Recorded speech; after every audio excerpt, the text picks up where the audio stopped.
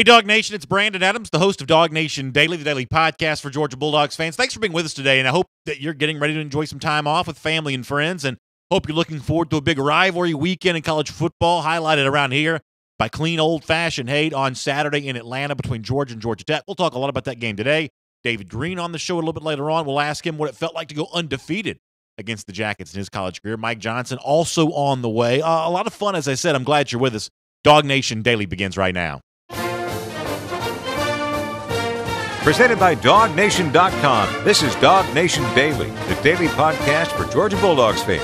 Here's your host, Brandon Adams. This is one of my favorite weeks of the year. I love Thanksgiving, one of my favorite holidays. Just a great time to kind of spend some time with family. I'm not going to lie to you. I love the food. That's a big part of it for me. I'm looking forward to Thursday on all of that. But I also love rivalry weekend in college football.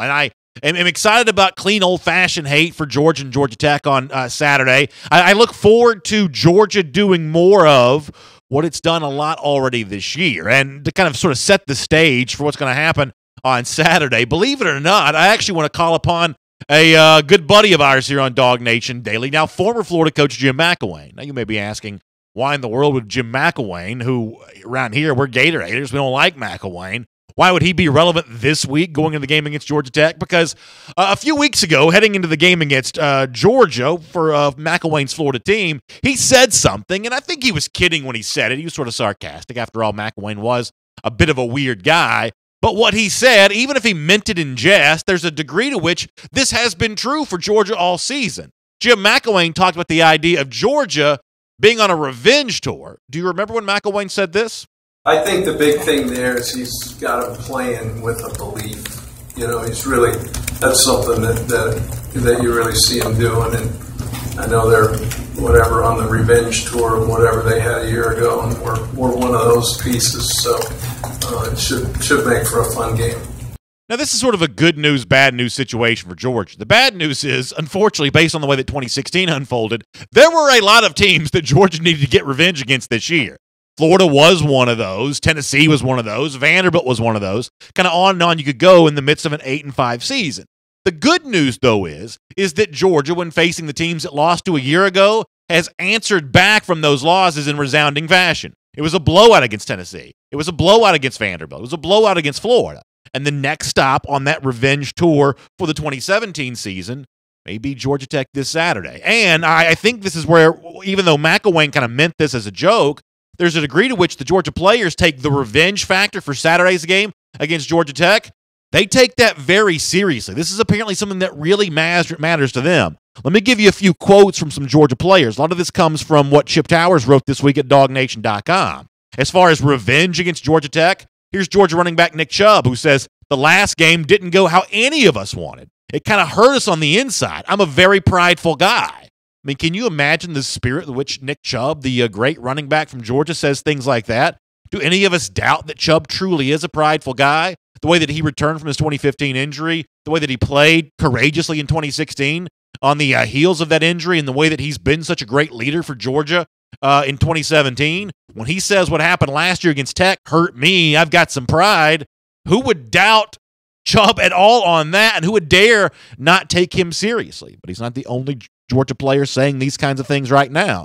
How about another Georgia senior, Lorenzo Carter, who says, that was one of the things I thought about personally, something I needed to come back and finish. I had unfinished business. I didn't want to leave having a losing record to Tech. Right now, I do. Not an easy thing for him to say, but he does admit it. All the seniors do, Lorenzo Carter says. So we wanted to come back, play our ball, and finish strong. Once again, that's Georgia linebacker Lorenzo Carter saying those things. You can read that quote from Chip Towers at DawgNation.com. And think about this visual image of the Tech players last year ripping up the hedges and sort of, gallivanting and celebrating right there on the field at Sanford Stadium. A prideful guy like Nick Chubb sees that. A great leader, a dedicated, determined player like Lorenzo Carter sees that. And it does sort of rise up as unfinished business for them.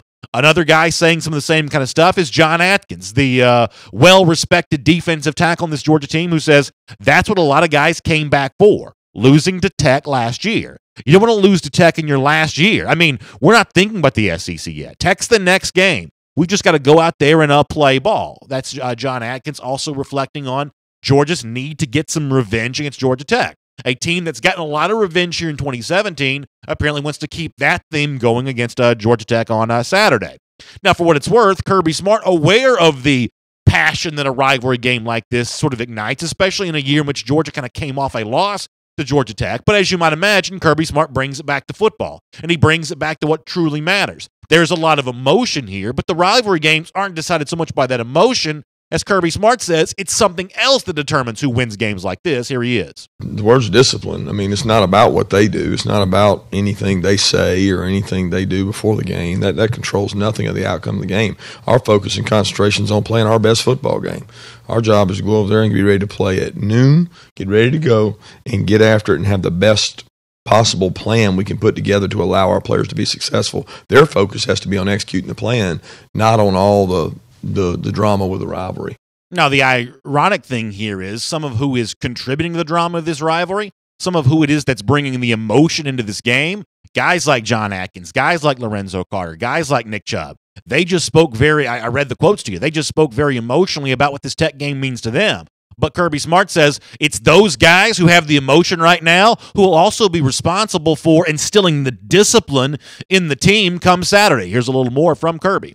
The leaders got to control the message throughout the week. You've already made a decision on Monday what you're going to do on Saturday when a guy shoves you. And you've either made the decision to do the wrong thing or you make the decision to do the right thing. We talk to our players all the time about that. It's something they've got to be able to control. They've got to have discipline. They've got to make good decisions in the heat of the moment. A rivalry is a rivalry. I'll be honest with you. Our guys want to win every game. And we got a lot of rivalries, and this is one of the biggest ones. But our guys have got to make good decisions in the heat of the moment because the heat of the moment is going to happen. And if we're honest with ourselves, and here on DawgNation Daily, that's what we try to do. We try to be honest. Georgia probably did not handle the emotions of a rivalry game very well when it played Auburn a couple of weeks ago. Now, the one caveat to that makes it different than this game, Auburn on paper, a much better team than Georgia Tech, and the atmosphere in Jordan-Hare Stadium was much more intense than it probably expects to be with likely majority Dog fans in Bobby Dodd Stadium on Saturday. But nonetheless, Georgia had a chance to sort of replace emotion with discipline against Auburn, probably didn't do it, which puts more pressure on the Dogs going to get that done this Saturday against Georgia Tech. It's also probably worth pointing out here, though, that while there's a lot of emotion, a lot of need for discipline that kind of factors into a game against a rival, there's one thing about the Tech game for Georgia that's different than almost any other rivalry game that's played this weekend, is that when Georgia plays Georgia Tech, it sees a style of play that is so different than anything it sees in any other game. Now, by now, Paul Johnson's been at Tech for a while, and this is a conversation that's been had many years around Georgia, but it's interesting to sort of pay attention to the approach that Kirby Smart takes to this. When he talks about discipline, he means on the field with the emotion, not letting that get the best of you, but it also means remembering your keys on defense and paying attention to what Tech's doing offensively. Make sure the eye discipline's where it needs to be. Georgia apparently has been working on that a lot already this year, leading up to the game against Georgia Tech. Here's a pretty interesting breakdown from Kirby Smart about just how long they've been preparing for the game they'll play on Saturday. We've taken every Monday in the season, and we've targeted a certain amount of time each Monday, depending on who our opponent was, towards Tech periods, because I feel like that you have to familiarize yourself, really the players, if nothing more than your scout team. Your scout team can only be so efficient doing something they don't do all the time, but they can be as efficient as possible. So those Mondays have been really critical for them. Those Mondays have been critical for our young players who haven't been exposed to it. We've worked really hard on that, and then we spent some time in the off week. But the off week, we spend time on all of our upcoming opponents, but Georgia Tech being one of those, we did work on them. So let me put a bottom line on this entire discussion. When you hear the quotes from the Georgia players, when you hear what Kirby Smart says there, you have the combination of two things. You have purpose. A lot of Georgia players believe their purpose this season was to come back and sort of finish some of the unfinished business of 2016. One of those key elements is getting a win against the in-state rival Georgia Tech. But it's not just purpose for Georgia here. It's also preparation. Kirby Smart taking time to prepare for Georgia Tech a little bit each week. And on Saturday, the combination of that purpose and preparation, I believe, will make it a miserable day for the Yellow Jackets in Atlanta. My name is Brandon Adams. This is DawgNation Daily, the daily podcast for Georgia Bulldogs fans. Thank you so much for being with us. Whether you watch us at 10 a.m. on Facebook Live, listen to us on the radio at noon on Athens Sports Radio 960 The Ref, or check us out in podcast form any time of the day or night, anywhere in the world, wherever podcasts can be found. We just appreciate you being at DawgNation Daily to be a part of this, whether it's at DawgNation.com, iTunes, anywhere else. Thanks so much for being a part of our show. Want to tell you, I know you got Thanksgiving on your mind, but once Thanksgiving's over, we've got a lot of big events coming up that we want you to be a part of. Let me take care of a little bit of this right now, including a week from today, we're going to be at the Marlows in Brookhaven for our DawgNation Big Game Preview, looking at the big championship game next Saturday. We'll do that at the Marlows in Brookhaven this a week from now on Wednesday night. It's 3575 Durden Drive in Atlanta. The Marlows in Brookhaven for that. The last time we were in Brookhaven, we got an awesome time, and it's going to be a great time again a week from today. That's next Wednesday, November the 29th, for our DawgNation Big Game Preview of the big championship game on Saturday. We'll do that with you from 6 to 8 p.m. By the way, also, when you think about the big game in Atlanta next Saturday, you think about our DawgNation invasion to Atlanta. Big tailgate set up right there in the blue lot, right there in the shadow of Mercedes-Benz Stadium. It's going to be a great time. If you were with us for our DawgNation invasion of Jacksonville, what we did in Jacksonville is going to be very similar to what we do in Atlanta. We'll tell you more about the details of this throughout the week, but just make plans if you're going to be at the game, or if you're in the Atlanta area, come on by and see us before the game there in the blue lot for our DawgNation invasion to Atlanta. It's brought to you in part by our friends at Dixie Vodka. And listen, y'all hear me talk about Dixie Vodka all the time, the South's best tasting vodka. They have got a great deal right now. Dixie Vodka is offering free shipping through the holidays for DawgNation and SEC Country fans if you'll simply use the promo code DixieSEC, all one word, DixieSEC. Use that promo code. You'll get free shipping from Dixie Vodka, so please check them out. It is the South's best tasting vodka. If you have not had it yet, you're going to love it. We had a lot of folks enjoying that in Jacksonville. I think everybody who had it will tell you that, yeah, no doubt, it is truly the South's best tasting vodka. So really good stuff on that front. Let me also congratulate my Own the East t-shirt winner for today. And if you're not quite aware of what we've been doing, every single day here on DawgNation Daily, I've been tweeting out links to the show. If you'll simply retweet that from me at DawgNation Daily on Twitter, I'm kind of taking the big pile of retweets every day, pulling a name out, and while supplies last, we're going to continue to give these away. Our winner for today is Travis Vaught. So congratulations to Travis for being our Own the East t-shirt winner for today. And we are collecting all these names. I know that some of you are wondering, when am I going to get my t-shirt? You've won. I've passed those names off to our DawgNation staff. We're going to be getting in touch with you, and you'll be getting your t-shirt here very, very soon. So thanks so much for sharing the show, and thanks so much for being with us here each and every day on DawgNation Daily. It is David Green coming up a little later on, Mike Johnson in just a couple of minutes. Before that, though, let me spend some time on something that appeared at DawgNation.com on yesterday. And I thought this is a pretty interesting statement from ESPN analyst Kirk Herbstreit. Now, I think there's a degree to which Herbstreit's right about this, but maybe wrong about part of it. Right about the opponent, maybe wrong about Georgia. Let me give you the quote here. In discussing who Georgia might want to play in the SEC Championship next Saturday, after all, the Iron Bowl winner will determine Georgia's opponent in the SEC Championship. Herbstreit told Seth Emerson of DawgNation, with Alabama, Nick Saban, his team is so programmed to get to Atlanta, there'll be familiarity there because of Nick and Kirby. I think it'd be a whole different animal there trying to take on Alabama. I think personally, I would want Auburn there.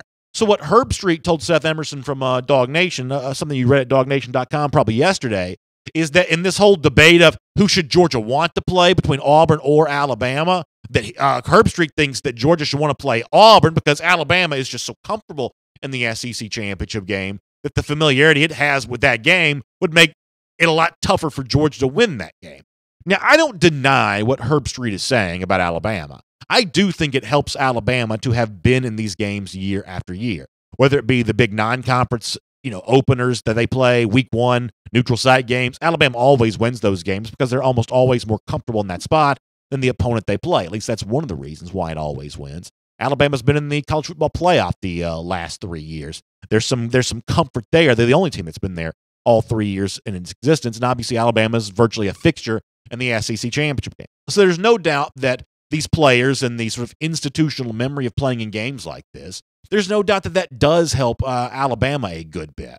But it is worth pointing out that the comfort familiarity with the college football playoff hasn't enabled Alabama to go undefeated in those games. Lost to Ohio State in 2014, lost to Clemson last year. I mean, there have been some losses in some of these big games. Haven't seen that for a while in the SEC championship, but it has, happened for Alabama in big games in the past. Ultimately, though, what I think that Herbstreit gets wrong here is, I don't believe the SEC championship is going to be decided by Georgia's opponent. I think it's going to be decided by Georgia and how Georgia chooses or is able to respond to what happened to Auburn against Auburn a couple of weeks ago. It was obviously a game in which Georgia did not play up to the standard that it had set for itself by being undefeated coming into that game at Jordan-Hare Stadium. But Georgia's got a great chance to respond to this. And believe it or not, I'm actually reminded of something that Auburn coach Gus Malzahn said after his own team's loss against LSU. When a lot of Auburn fans were panicked and concerned, Malzahn, after that game, said, hey, listen, the sky's not falling. The season's not over. And true to form, Auburn went out and played better since then. I think the response from Georgia can be much the same way, to prove that that was not sort of doom and gloom and the apocalypse when Georgia lost to Auburn. That Georgia's still a team capable of winning the SEC championship, whether it plays Auburn next Saturday or Alabama. Different fans want to see different opponents, and there will be difference in opinion on that for sure. But I don't think that Georgia needs to be scared of either one of these two teams. It's great to have you with us here today on DawgNation Daily. I do hope you're getting ready for a great Thanksgiving tomorrow. As I said, we'll have former Georgia quarterback David Green a little later on in the show. We'll talk to him some more about the game, clean old-fashioned hate against the Georgia Tech Yellow Jackets. But for right now, though, let's get ready to welcome in Mike Johnson, my partner from AT&T SEC Country Live. Great to have you with us on the program today. All right, we'll catch up with Mike here in just a couple of minutes. While we're waiting to kind of bring him in, let me pull up some comments here. We'll get ready to take some comments. I know a lot of you like the comment portion of the show, so we'll get ready to dive into some of this while we wait on Mike here just a little bit. Of course, as I said a moment ago, hope you all are getting ready to enjoy a great Thanksgiving season. Looking forward to Tech on Saturday for sure, but excited about everything that's Georgia's got to come here later on this year. Let me go to Raymond Cox here for a moment, who says, I hate Auburn, would love to kick their butt in the SEC championship, but beating Bama would be sweeter. They are the Kings. Overthrowing them would be historic. I do understand that part of the discussion, Raymond. And Jeff Sentell himself has said that he has a tendency to sort of view everything through a recruiting lens. We do a little bit of that ourselves here on DawgNation Daily. One of the things that that Jeff has said is there is just a extra level of prestige involved in beating an undefeated Alabama team. So I understand the argument that some fans are going to make about wanting that to be the team that you beat in the championship game. I still come back to what I've been saying, though, and there's no right or wrong answer. There's room for disagreement on this. I do not want to have to wait a year to play Auburn. I do not want to listen to that bunch for a whole year bragging about what they did against Georgia. So for me, it's the Tigers, but I understand why a lot of folks would say a lot of different things. All right, we'll have more of your comments coming up. Mike's ready to go right now. Let's bring him on, and as I said a moment ago, it's great to have you with us here on DawgNation Daily. And he is my partner on AT&T SEC Country Live. You can hear that show and watch that show at 3 p.m. Eastern Time each and every Monday through Thursday on the SEC Country Facebook page. It is Mike Johnson here on DawgNation Daily. And Mike, happy Thanksgiving to you. Thanks so much for being with us. How you doing today? I'm doing great, man. I think I'm about like everybody else, getting the car loaded up and getting the turkey ready, man. So yeah. Hopefully it's a good weekend. Yeah, no, it's going to be a lot of fun. I was saying before how much I love this time of year for the football, the family, the holiday. It's all the same for me. It's all what makes this a really cool time. And speaking of that football, when you look back on the college football playoff top 25 that came out last night, I thought the committee kind of did Georgia a bit of a favor by putting South Carolina, a team that Georgia had beaten early this season, in at number 23. I mean, this now becomes Georgia's third win against teams currently ranked in the top 25. And I understand why Georgia's not getting a lot of attention right now. It lost to Auburn, and the discussion is going to be about those teams ranked ahead of the Dogs right now. But when you look at what Georgia has done against teams currently ranked, you can kind of make a case that Georgia is still kind of lying in the weeds here, that against a pretty good schedule, Georgia's been pretty dominant, the Auburn game notwithstanding, and maybe to a degree, Georgia might be a little underrated here moving into the final week of the regular season, or is that maybe saying too much? Well, I think when you look at it from a national perspective, I think everybody just understands the door is open for Georgia, but until they get to that SEC title game, that they're going to remain in the same spot. It's like I told you last night. We were talking about it, and the College Football Playoff Committee, you couldn't do good if you were Georgia in their eyes. I mean, either it was going to be a close win against Kentucky, and you say, man, they should have beat them worse, or you beat them bad, and you say, oh, well, they were supposed to do that. And so, sitting there at 7, they're kind of lurking right around the corner. They deal with business with Georgia Tech this weekend, and they're going to be facing, a probable top 4 team next week, no matter who it is that comes out of that Iron Bowl. So I think they are kind of lying in the weeds right now. I think a lot of the focus has been on other games around the country that are of more significance and importance right now. But Georgia just continuing to win and facing off against Georgia Tech this Saturday. like I said, the door is open for them after next weekend. They'll be right back in the thick of things. When Mike says last night, what he's referring to is our Path to the Playoff show presented by Academy Sports and Outdoors, which we do on the SEC Country Facebook page as the college football playoff rankings are coming out. You may say, now, why don't we do this show? Because I guess 10 shows a week for me is just not quite enough. We had to go ahead and squeeze in that 11th show. Mike, we want to make sure we get plenty of airtime, right? I mean, all the airtime we get throughout the week, just not quite enough. Is that basically what this is? I think that's what it is, man. And listen, it was a good time, though. I have got a lot of positive feedback about the show, and man, good. I think a lot of people around the country are very interested in what's going on week to week with the committee, and so am I. So yesterday, DawgNation.com, Seth Emerson had a interview with Kirk Herbstreit, the ESPN analyst, and the subject comes up of who Georgia should want to play in the SEC championship. Is it Auburn? Is it Alabama? You and I have probably debated this 1,000 times, maybe. We certainly talked about it plenty. Herbstreit's point, though, here is that Georgia should want to play Auburn instead of Alabama because of the institutional memory that Alabama has. It's in these championship games every single year. Now, those were the Georgia Dome, this will be Mercedes-Benz Stadium, but it's not going to be that different in terms of the venue change. This is still the kind of game that Alabama has a lot of experience with, which makes it tougher to beat the Crimson Tide. How much do you agree with that Alabama's experience in these big games gives it an advantage over teams like Georgia who have not been in that spot with any of these coaches and players on the roster?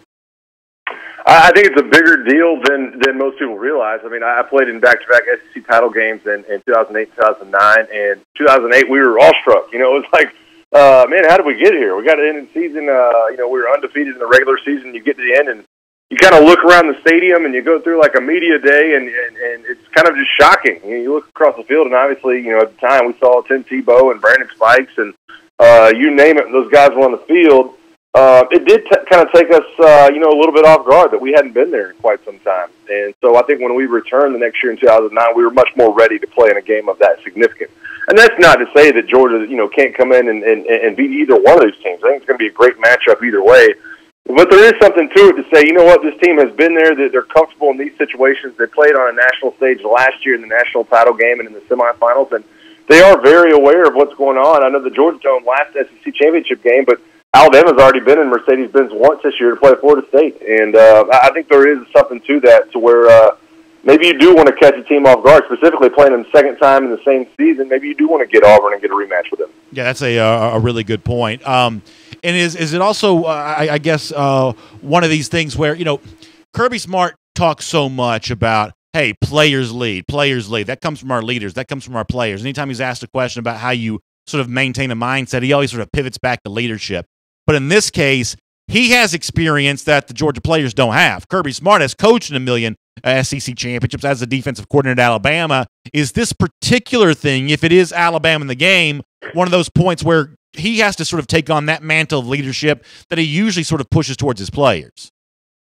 Well, that's quite possible. I think that if you're Kirby Smart, the one upper hand you have if you are facing a team that hasn't been there much is that you can rely on, your experiences there. You do know just small things. I mean, what should be bedtime? What should we do on Friday when we get in town?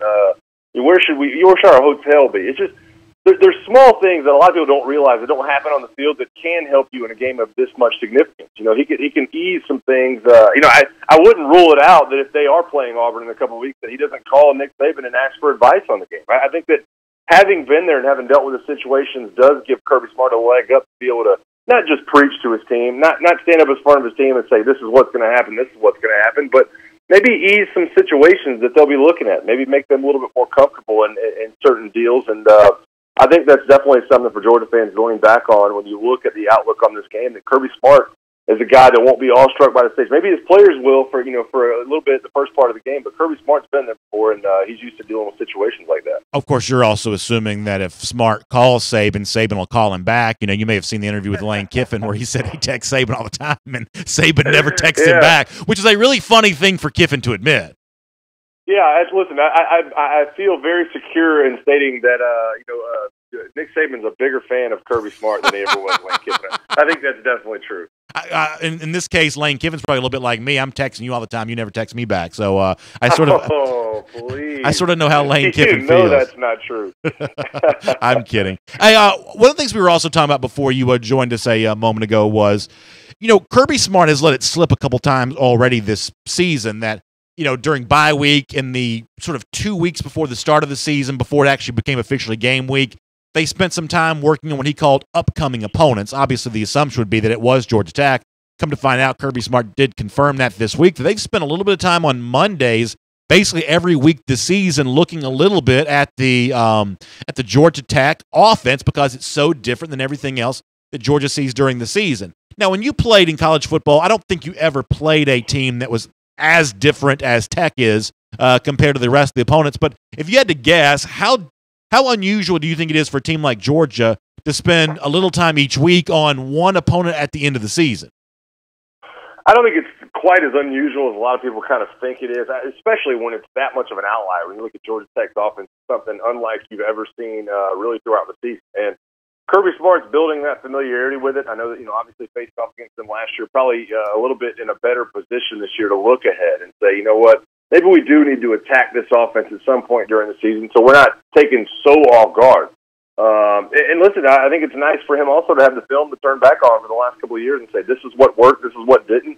Let me add this into the game plan, and let me take this out. And so I think anytime you're preparing for an offense of this magnitude, of this much of a different style, an extra day can go a long way. An extra day, it's kind of hiding in the back of those players' minds, and they have a little bit of familiarity with it.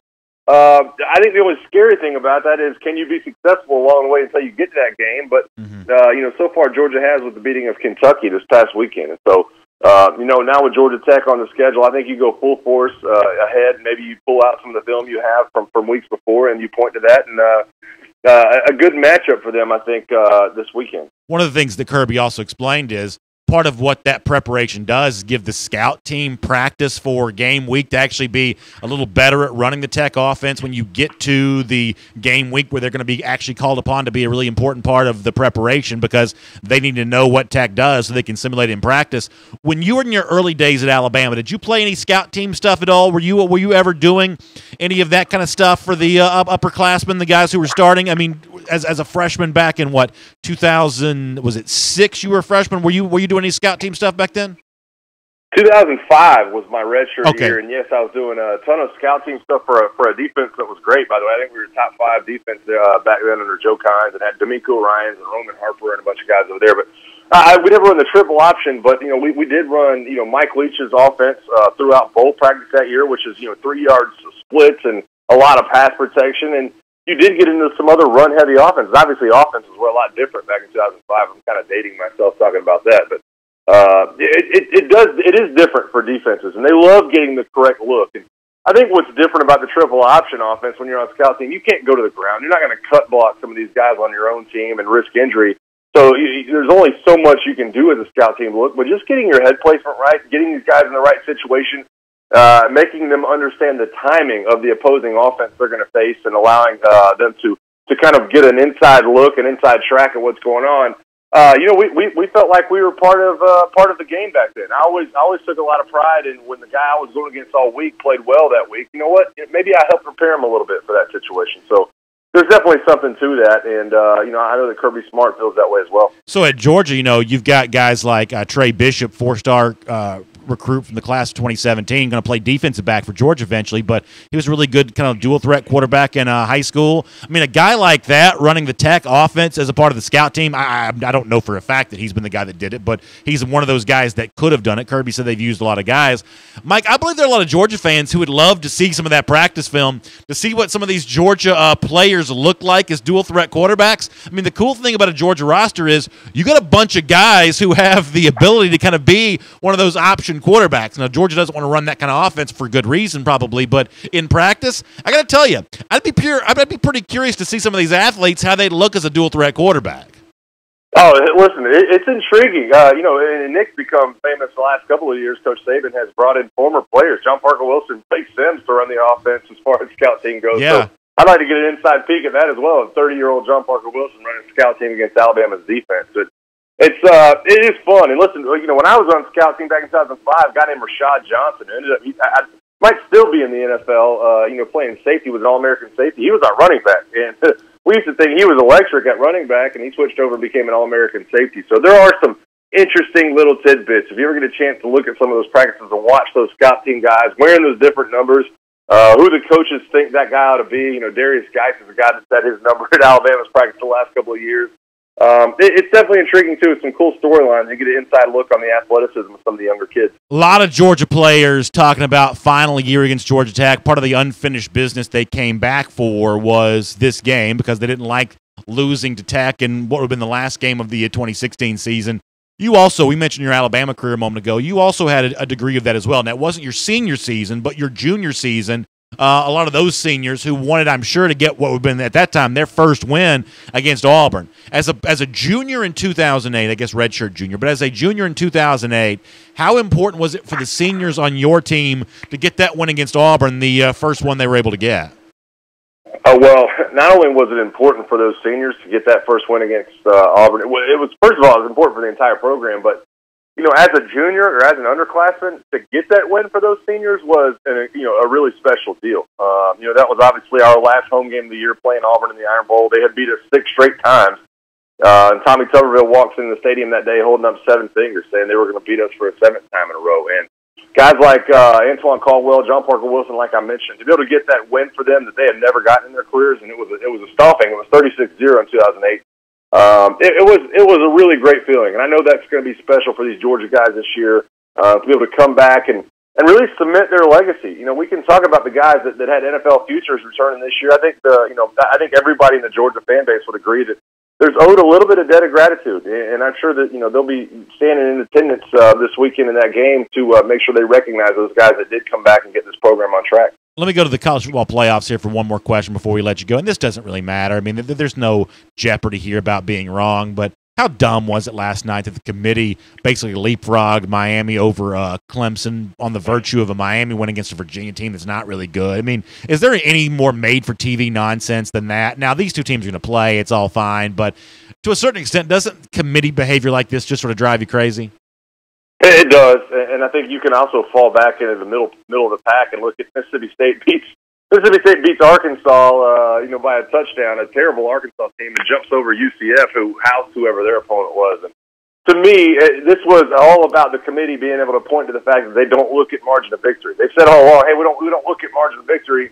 Well, you know what? Sitting there in week 12 of the 2017 season, let's make sure we know these two teams are going to play, so it doesn't matter in the end. So let's see if we can take a poke at not looking at margin of victory. That, to me, what that was all about last night was a little bit of a publicity stunt, just saying, hey, let's change this around. Let's make sure everybody's paying attention, and we know what's going to happen here in a couple of weeks. All right, Mike, we'll see you today. AT&T SEC Country Live, our final show of the week. It's sort of our Thanksgiving spectacular, if you will.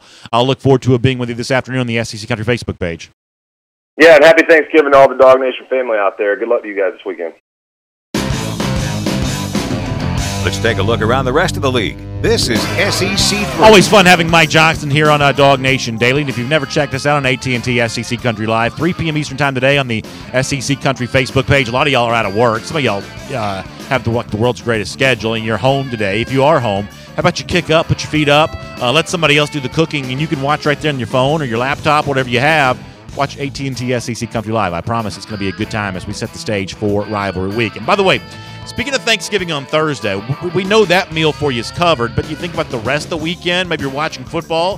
How about this great offer from our friends at Hooters? You're going to want to check this out. Hooters Online, if you make your to-go order via Hooters.com, right now Hooters is going to give you $5 off your order of $25 or more. $5 off your order of $25 or more, but you got to do it online. Hooters.com, the place for that. You can get $5 off your order of $25 or more, but you got to use the promo code SECFans.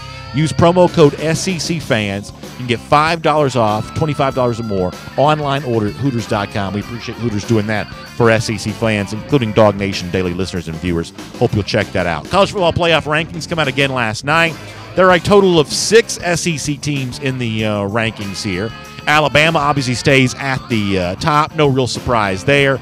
Auburn at number 6, just setting the stage for an Iron Bowl that is going to be such a high magnitude. And, I think one of the cool things about Georgia and Georgia Tech being at noon is, frankly, a lot of Georgia fans are going to be able to settle in and watch this Iron Bowl. And I know a lot of Georgia fans are not only curious about who the opponent's going to be for the SEC championship, but I don't think you have to be a Tide fan or a Tigers fan to appreciate the magnitude of this game, the magnitude of the rivalry here. I mean, I'll admit, I'm looking forward to watching this thing. I've got my opinion on who I think's going to win.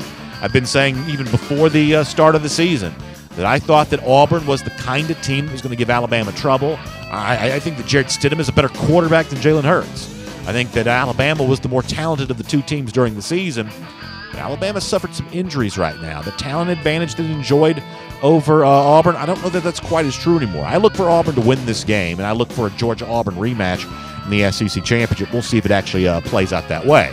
Georgia comes in at number 7. As I said with Mike Johnson a moment ago, Georgia has 3 wins, though, over teams currently ranked in the top 25. That's got to factor into the Georgia discussion here. Now, Georgia's controlling of its own fate in terms of making the college football playoff, but in terms of how you feel about Georgia heading towards that path to the playoff, that march towards the postseason here, I think you've got to use the wins that Georgia has had over quality opponents to feel pretty good about the Dogs at this point in time.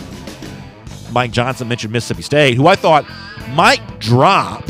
You know, they'd been 16 every week in the playoffs, remained at 16 last week after losing to Alabama, moved up to 14 this week, though, after barely beating Arkansas. So while I think Mississippi State's a pretty good team, the committee has shown a lot of love to the Bulldogs on the basis of a loss and a close win against a bad team. There does seem to be some incongruity. Is that the word? Incongruity? That's probably a bigger word than I need to be using.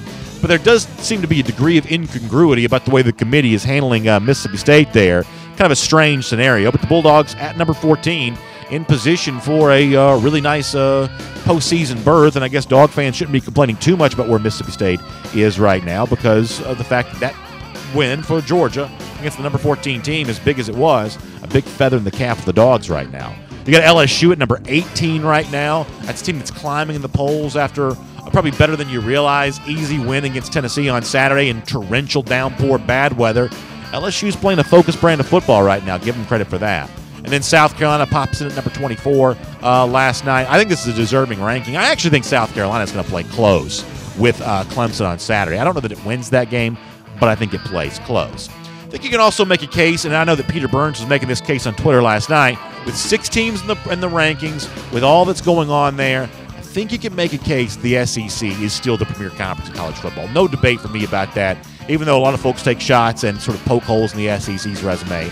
There's no doubt here the SEC is still the best league in the sport, proven by all the teams competing for championships and all the teams currently ranked in the top 25. By the way, let me say one more thing here. Don't forget that when you think about SEC football on Thursday, Egg Bowl coming up this Thanksgiving night, Mississippi State. It's a pretty good rivalry game. Make sure you settle in and watch that. And then before I welcome in David Green, let me remind you the DawgNation Daily also brought to you in part today by my friends at MyBookie. Check them out online at mybookie.ag. Use the promo code DawgNation. Get your first deposit matched up to 50%. You play, you win, you get paid at MyBookie. Online, mybookie.ag, promo code DawgNation. And with that, we'll switch gears and we say goodbye to our SEC through, and let's say hello to the former Georgia quarterback, David Green. You know, when David's on, one of the things we talk about is that fantastic spot in downtown Athens on his Tailgate Apparel. We're moving into that holiday time of year. You're thinking about those gifts for that tough-to-buy-for person in your life. Well, Tailgate Apparel is a great place to think about all your Christmas shopping needs because it's the coolest UGA gear you may find anywhere. 279 East Broad Street, downtown Athens, the old Harry Bissett's building. And speaking of Tailgate Apparel and David Green, let's welcome in David here to a DawgNation Daily right now. David, happy Thanksgiving. Thanks for being here with us on the program today. Well, thank you, Brandon. Happy Thanksgiving to you too, buddy. It's favorite time of year. Got a little football, family, food, the whole deal. Yeah, we've been saying that too. I just really love it. I'm glad to hear you like it as much as I do. And obviously, if we have you on a day like this, one of the things we want to think about is your own performances against Georgia Tech over the years. And if memory serves correct, and I know this is true, you went undefeated against Georgia Tech during your 4-year career at Georgia from 2001 through 2004.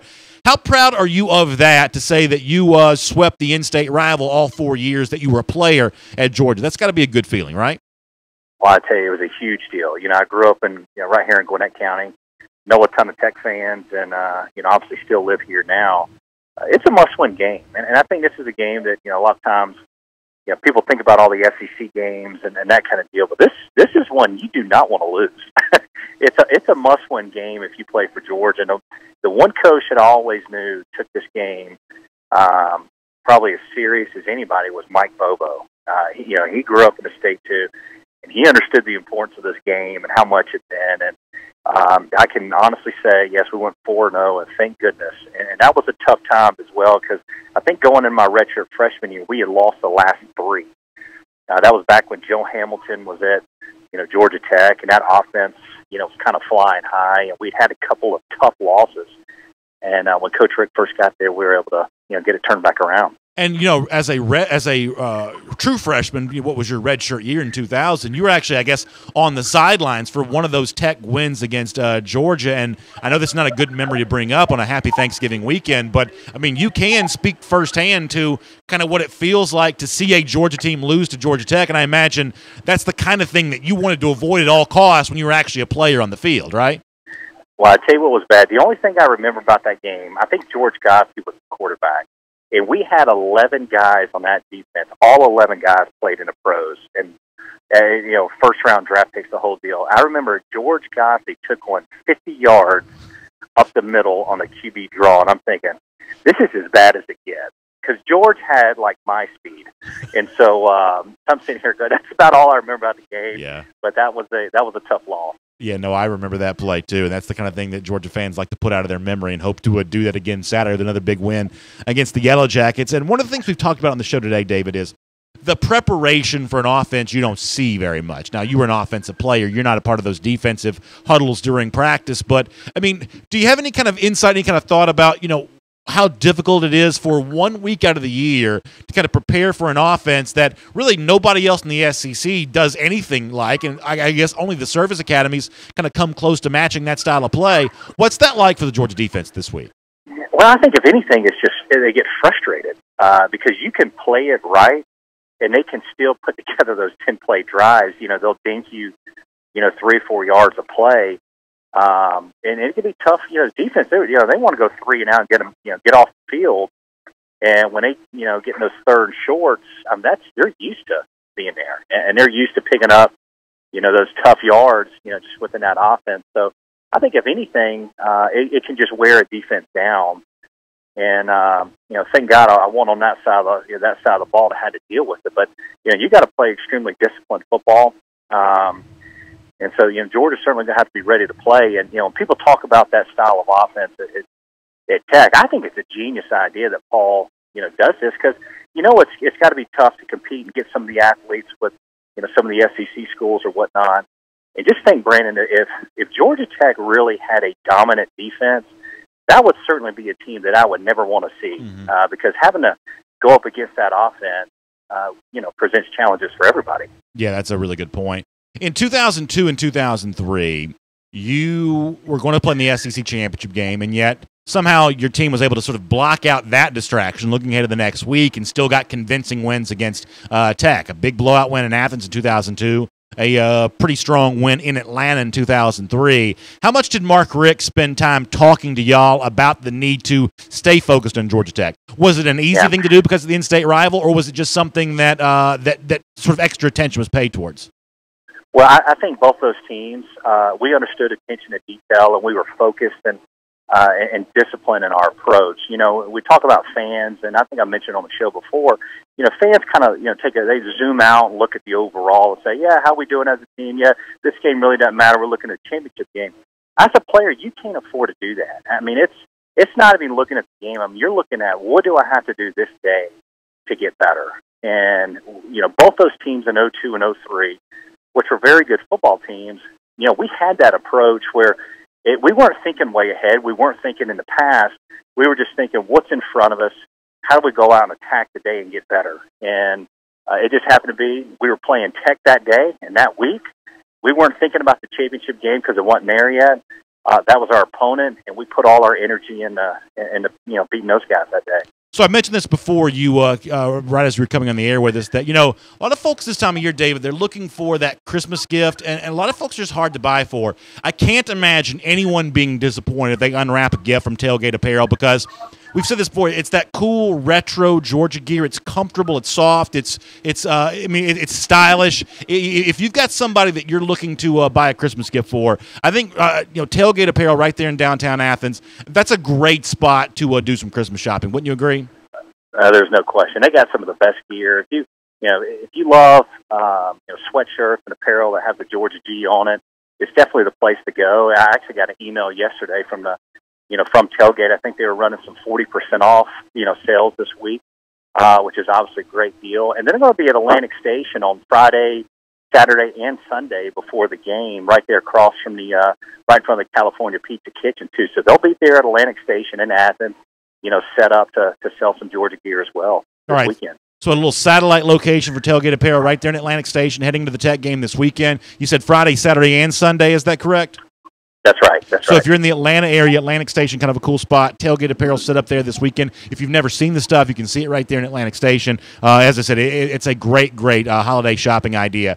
David, thanks for being with us today. Hope you and your family have a great Thanksgiving. Enjoy the football this weekend, and we'll look forward to catching up with you again soon. Sounds good, Brandon. Thank you, buddy. Always love David Green on DawgNation Daily, man. That is a lot of fun talking to the former Georgia quarterback, and we love Tailgate Apparel as well. All right, some business to take care of as we close out. First of all, Gator Hater Countdown. Even though we're thankful this time of year and looking forward to loving on our families, we're still hating the Gators. 339 days from right now, back in Jacksonville for another win against the Florida Gators. We count it down every day. Here it's our Gator Hater Countdown on DawgNation Daily. Also, don't forget, I'll tweet out links to our show, audio, video, whatever.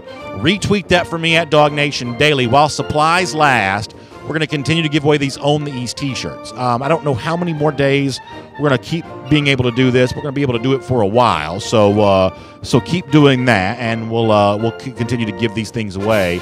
Congratulations to our winner today also, by the way. And as we said before, happy Thanksgiving to everybody in DawgNation. Hope you enjoy it. Don't forget, podcast only for us tomorrow, but we will have a podcast back again on video on Friday. We'll see you then.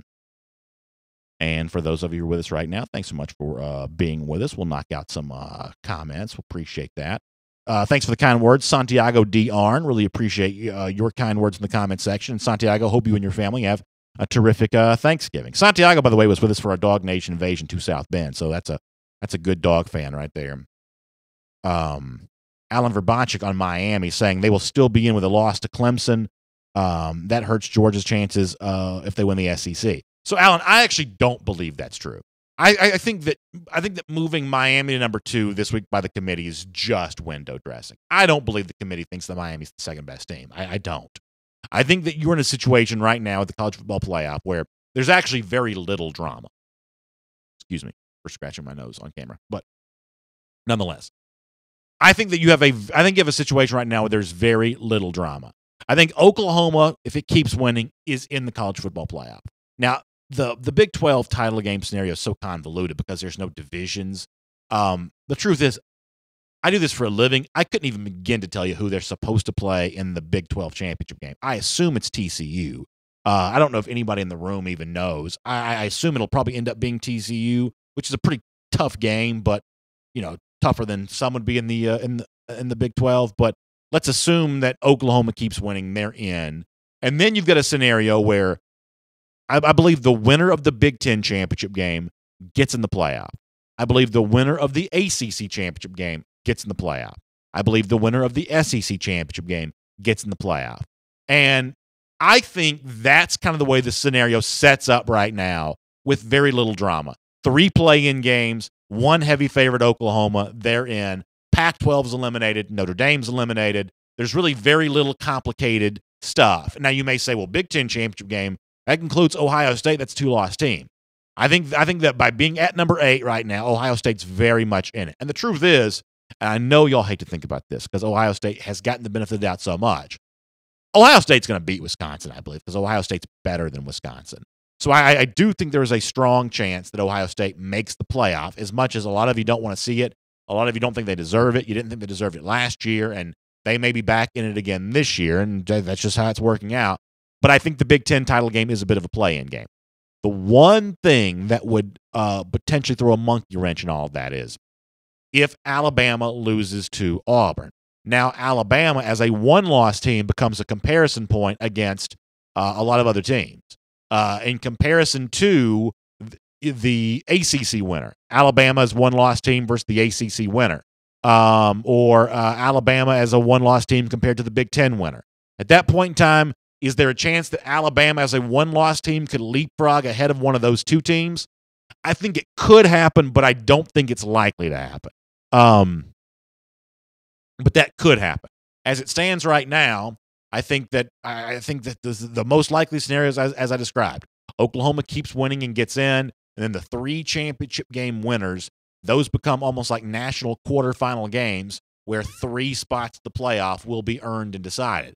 So if you're worried that, let's say, that Georgia, ranked below Miami right now, wins the SEC, Miami loses close to Clemson, that the committee takes both Miami and Clemson and doesn't include Georgia, I just don't think that's likely to happen. It's one of the reasons why I'm a little frustrated by the committee's ranking of Miami at number 2, because I just think that they did this last night because they have to have some sort of event occur on television. Otherwise, what's the point of televising these rankings? They can't just duplicate the rankings all over again. They can't do it. They can't keep it all the same. There's no point in having the TV show if there's not something to talk about. Yeah, you've got to do something to generate debate.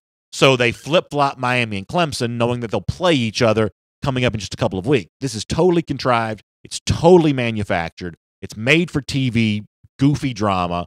I don't think Georgia needs to worry about Miami being at number 2. I don't. Miami wins the ACC, they make the playoff. If Miami loses the ACC, I don't believe they're making the playoff, despite what any talking head on TV may say. Willie Gray says, just hope we come out of Georgia Tech without any injuries. They cut block so much that it takes out players' knees and ankles. Yeah, listen, I mean, I think if you listen to the Georgia players, what they want to do is they want to beat Georgia Tech. This is not a tune-up game for them. This is a game they want to win, and I certainly respect that for them. But, Willie, I will admit I'm also thinking about what you're thinking about.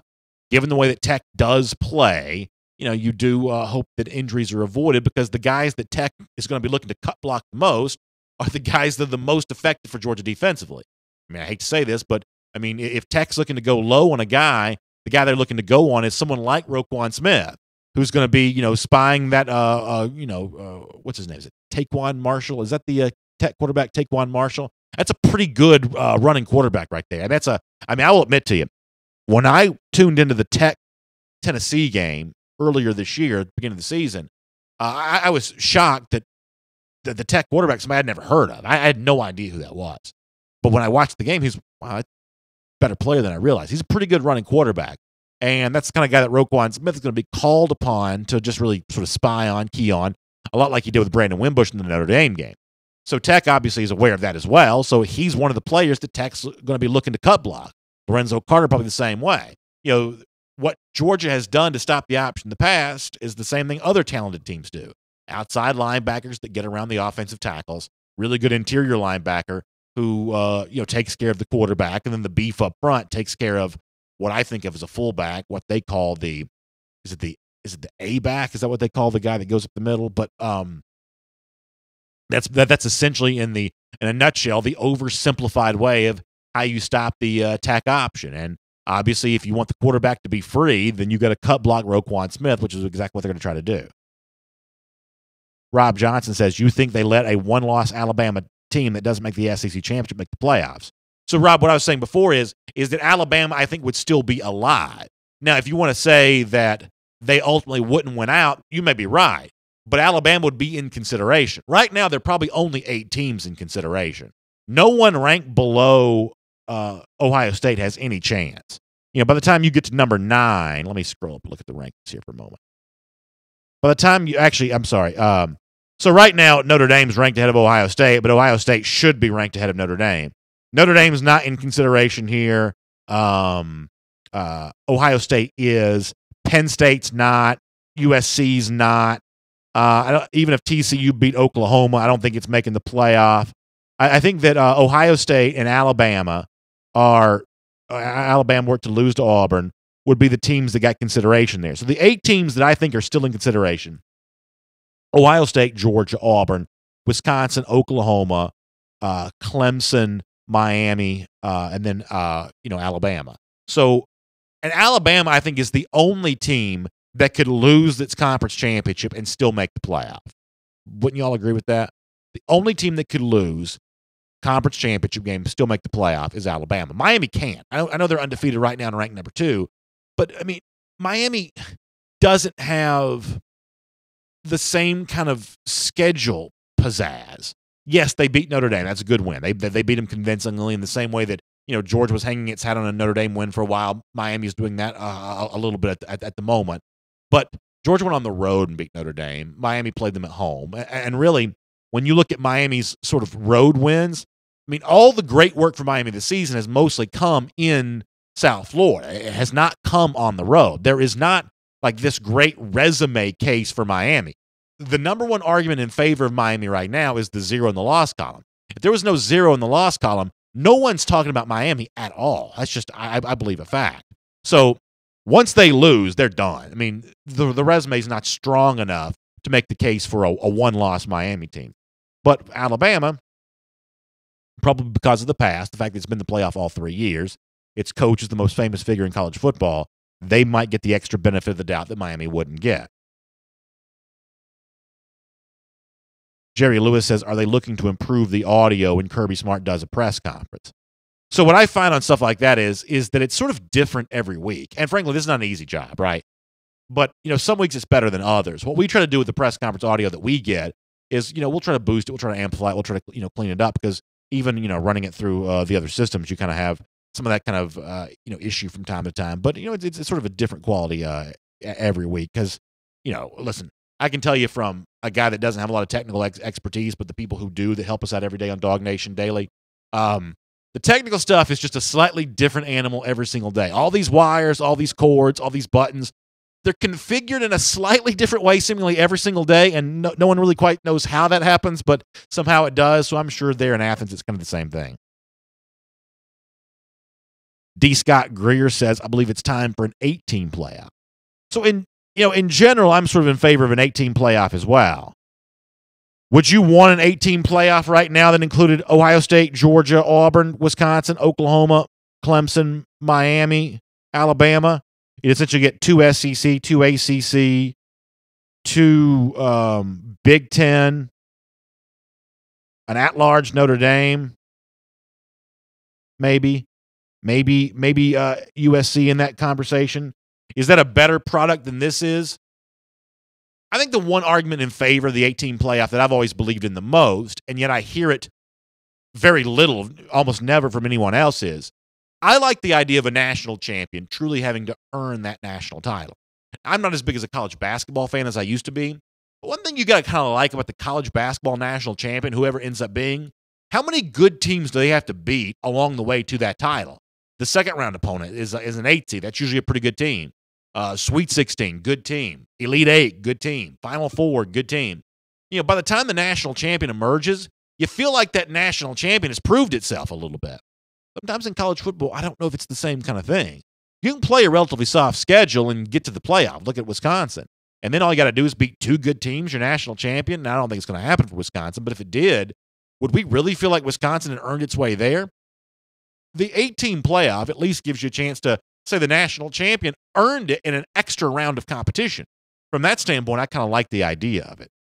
But I don't know if we're going to get there yet. You know when we're going to get to an 8-team playoff?